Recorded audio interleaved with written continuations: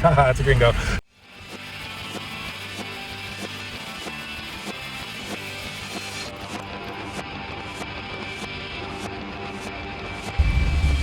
Alright, well this seems like as good a time as any to tell this story. I am sitting in my Toyota Hilux, but it is on the back of a tow truck driving down the road. I was supposed to be able to ride in the cab with the tow truck driver, but he showed up with his wife, and there isn't really space with everything they've got in there. I did not realize it when I bought it, but it's really hard to get parts for a 91 Toyota Hilux in Ecuador.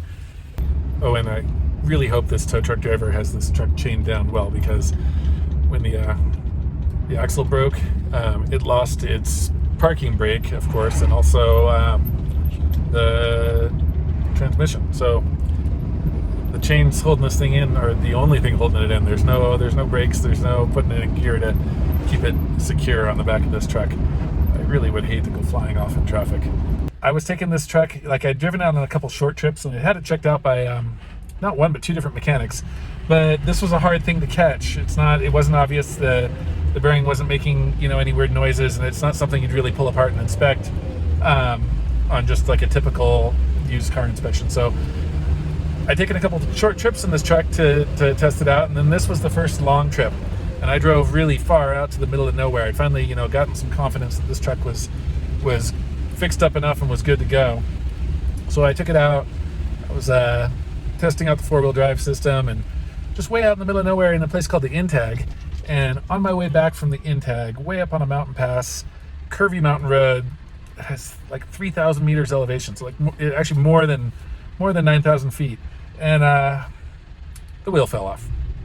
Miracle, I didn't go off the road and die in a fiery wreck. Managed to happen in a very inconvenient location, but not a deadly location, right between two curves rather than on the curve. And of course, there's no cell signal out there. It's like a 14-hour walk to the city. So I flagged down someone, and they said they'd call a tow truck once they got in cell range, and they didn't. Waited around, flagged down someone else, some kids on bicycles. They said they'd call, waited some more. Nobody showed up, no tow truck showed up. And so finally, a really awesome dude named Franklin and his son stopped,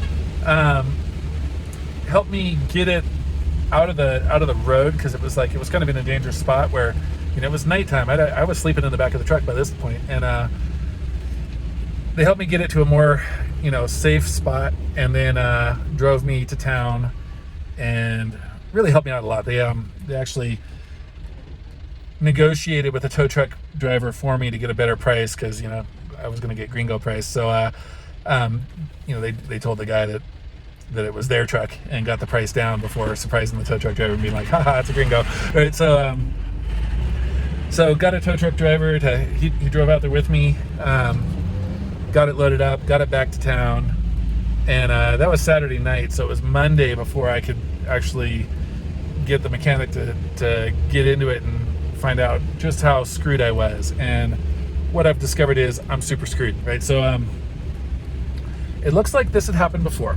It looks like there's some old damage on the axle, and I think that's what tore apart the bearing that holds this axle in. If you know these trucks, they don't have a C-clip.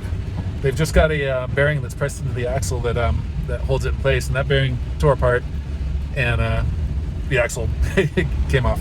So this old damage, it must have happened before, and the previous owner realized that he was not going to be able to buy another axle, and it's really not a part you can just have fabricated. So he just slapped it back together with a new bearing and sold it to a sucker, me. Right? So yeah, this is my Hilux. I'm not going to get rid of this truck. I'm going to keep it, and the reason I'm going to keep it is it started with quite a story, and I plan on doing a lot of adventures in this truck. But I'm going to have to dump a lot of money, like more money than I should, into it, making it reliable. But here's to great adventures that start out as disasters, right? Like maybe I can get all the problems out of the way with this truck. I know there's been people that have thought like this before, and then $10,000 later they're like, yeah, this really is a lemon. It's never going to be a good vehicle. Hopefully that doesn't happen. because I want to fix this up into being my overlander. I want to have a vehicle that I can take around South America on big camping adventures, and I feel like an old Hilux is the right kind of vehicle for it. Hopefully this is the right Hilux and it hasn't been too abused by the previous owner. But what I'm looking at now, yeah, I can't find the axle at all in Ecuador, like not even at junkyards, right? At least not so far.